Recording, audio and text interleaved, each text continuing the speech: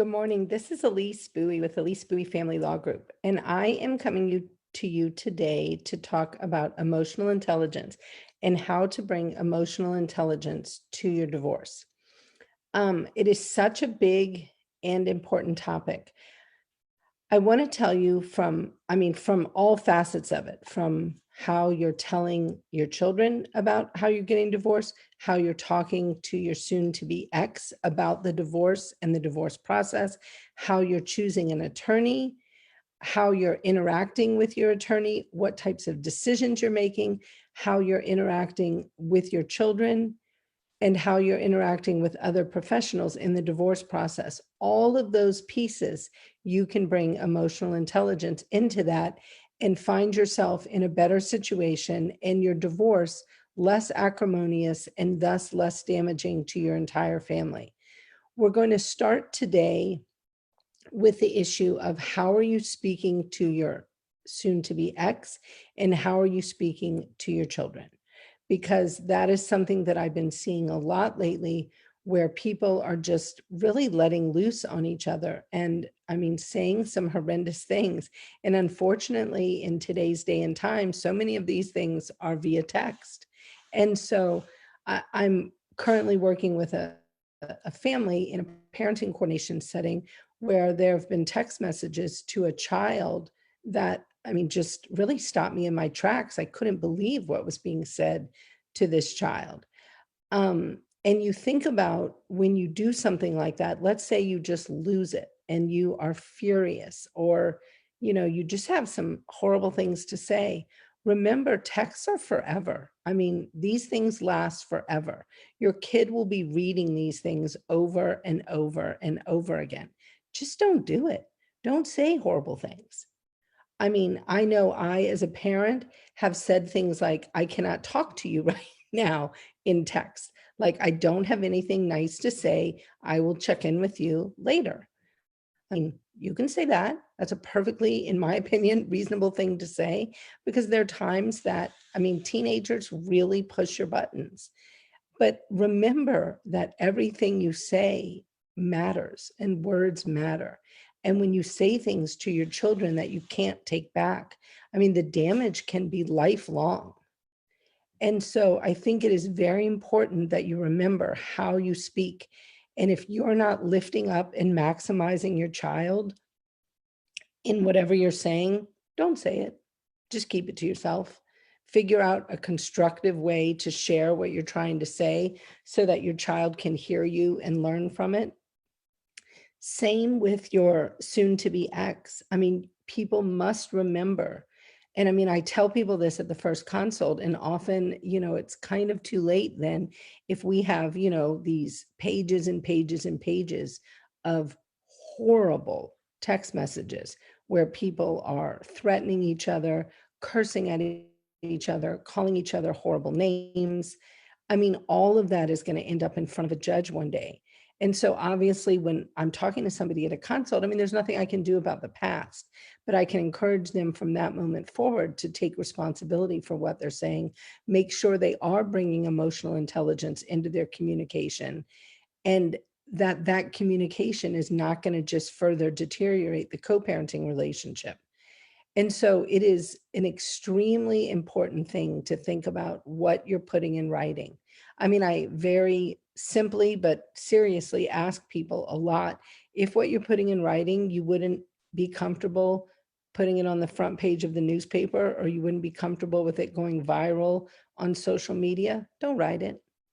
Keep it to yourself.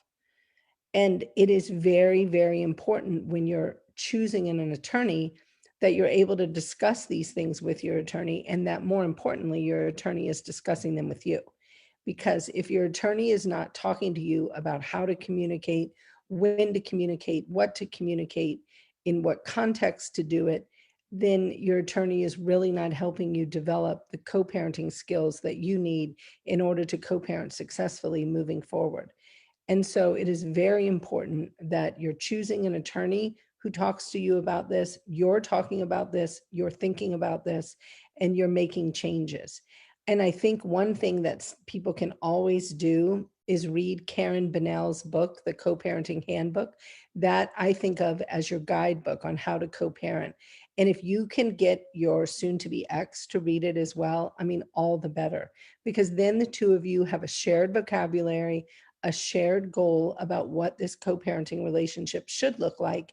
And then if somebody might be falling short, it is much easier and less accusatory, to be like, oh yeah, I remember we read that, that was in chapter 4 of that book. Why don't we both reread it, touch base again, see if we can resolve this?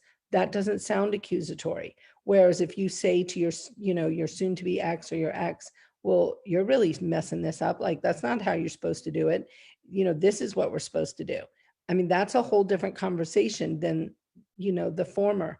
And so I think it is important that we learn to communicate with each other in a way where we are just eradicating our past spouse brain. So we're not bringing in all these past issues, the past problems, the marital problems, the deficiencies in the other person. Those all become moot and they're all triggers. And so don't do it. Talk about only the children, how you can benefit your children, how you can each work to your strengths. No doubt each of you has struggles. And I mean, even the quote unquote perfect parent who thinks they're doing everything right, they're the organic broccoli parent, they're having struggles too, I can assure you.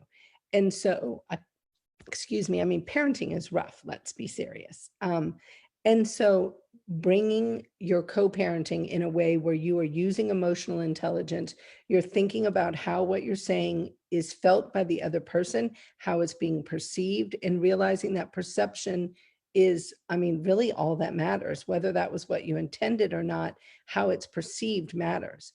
And that is very important in that communication with your child as well. I mean, I can't even tell you how many times I've been accused of yelling at my child. And I'm like, what are you talking about? I haven't raised my voice, but they'll literally, say that in a text message because I put an exclamation point. That was me yelling. And so, I mean, it's been really interesting to understand from their perspective how, especially text communication, which is two-dimensional, how that is coming across, how it is being perceived, and how you can improve that communication where you're communicating both intent and tone in an effective, emotionally intelligent way. So I think that's it for today. But I mean, I really can't say enough about bringing emotional intelligence into your divorce. It's what allows you to divorce more holistically and in a way that your family's future can be both prioritized and preserved rather than destroyed by the divorce process. Don't let divorce be this cycle in your life where you can look at and see that everything on the other side of the divorce process kind of blew up and was, set fire by your attorney, yourself, the process. I mean, hopefully on the other side of your divorce is fertile ground for growth and improvement so your child can do well functioning in two homes where each home has a loving environment. They might do things a little different. You might have a mac and cheese home and an organic broccoli home. That's okay. A kid isn't going to be messed up by that, but a kid is going to get messed up psychologically by the conflict. So don't let that happen to your family. Okay, I hope you enjoy your day. I hope it's somewhat sunny where you are. I think it's going to be a little cloudy here, but I do hope you enjoy your day, and let me know if you have any questions. And if you want to reach out, you can always reach out to me at Elise Bowie Family Law. Okay, it was nice seeing you today.